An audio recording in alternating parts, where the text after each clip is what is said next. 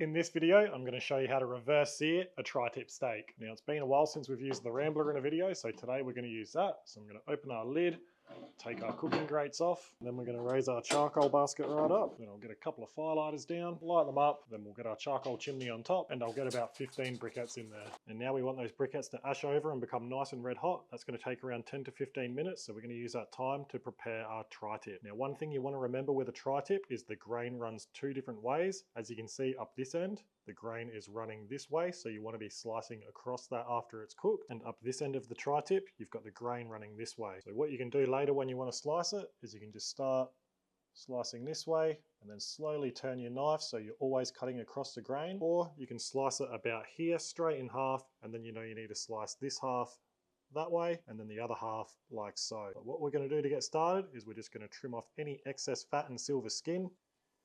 Any thin layers of white fat I'm happy to leave on, but with a nice marbled piece of meat like this you can afford to trim it off. And then that thin edge I'm just going to square up as well, and then I'm just going to square it up along here too. Silver skin across here, and I'll just square that bit up as well. Big chunk of silver skin up this thinner end. I'm happy with that now. We've just got a few thin layers of white fat, which is fine, and we've got rid of all the silver skin too. With your off trim, you can save any white fat to render down for beef tallow, and then any of your meatier trimmings, say around 80% lean meat to 20% fat, you can save for burger mince. Now we've trimmed our tri-tip, I'm just going to get some yellow mustard on there. This is going to help our rubs stick to the meat. If you don't like yellow mustard, you can just use a little bit of olive oil. Then you can go ahead and get your favorite steak seasoning ready. I'm going to be hitting it with a base coat of our steak shooter. Make sure you get all your edges, and then I'm just going to go over the top of that with our beef bounce. Don't forget, we've got our seasonings and some barbecues available on our website at lowandslowbasics.com.au.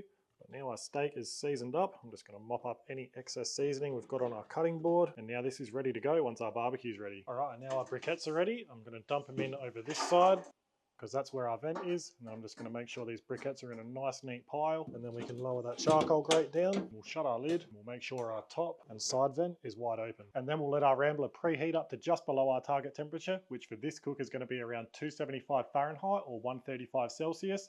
And it's not going to take long because the Rambler is only a small barbecue. Now we're pretty much up to temperature. We'll open our lid. I've got a beautiful little chunk of bourbon barrel oak I'll get straight on the fire, and then you can get your cooking grates back on. I'm just going to use one for this cook. Then we'll get our beautiful tri-tip on, and then we'll shut our lid and let that start smoking away. So now our steak's on, all we've got to really do is worry about a bit of fire management. And I've used this Rambler enough to know that the amount of briquettes we've got in there will hold nicely at around that 275 Fahrenheit or 135 Celsius range. But if for whatever reason you need to increase or decrease your temperature, the Rambler works like most other barbecues. I'm going to be controlling our temperature by this side vent here. If you need to decrease your temperature, just shut that vent down a little bit. If you need to increase your temperature, open it up a bit more. And with our steak, we're going to let that smoke away until it reaches an internal temperature of around 125 Fahrenheit or 52 degrees Celsius. I reckon at this temperature, it's going to take around half an hour to 45 minutes to get there. So while that's happening, we're going to make a salsa verde to serve with our steak later on. All right, so super simple. In a little food processor, we've got half a cup of basil, half a cup of flat leaf parsley, a nice big clove of garlic, and a teaspoon of capers. And we just want to give that a blitz until it's nice and finely chopped.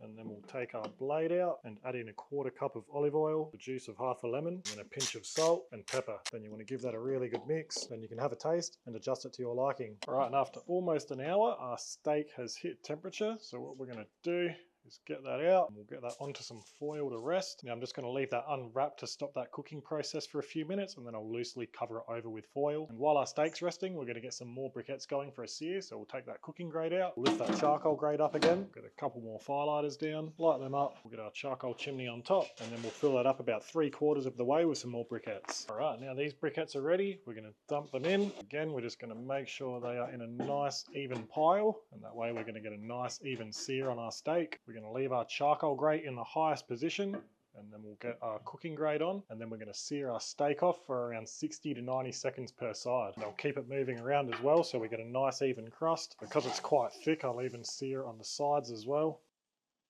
And then once we're all seared off, we can remove our steak and get it onto the chopping board. Now this is where it's really important to remember which way the grain's running. So I can see it's running this way here, and then it's slowly turning. So I'm going to want to be cutting like this and turning my knife as I'm slicing through.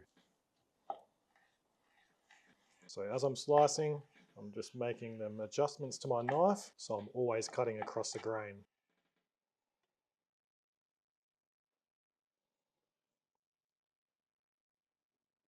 And as you can see, we've got a beautiful cook on this steak. All right, now let's try a piece. That is a tasty steak. And we'll try a bit with some of that salsa verde we made on there. That's really good. It's not as intense as a chimichurri, but that definitely complements the steak nicely. Well, there you have it. There's how to reverse sear a tri-tip steak. I'll put everything you need to know down in the video description, including the recipe for that salsa verde. If you enjoyed the video, give it a thumbs up and make sure you've subscribed to our channel so you don't miss our future videos. If you've got any questions, don't hesitate to ask them in the comments below. But for now, that's the end of the video. So thanks for watching, and I'll see you in the next one.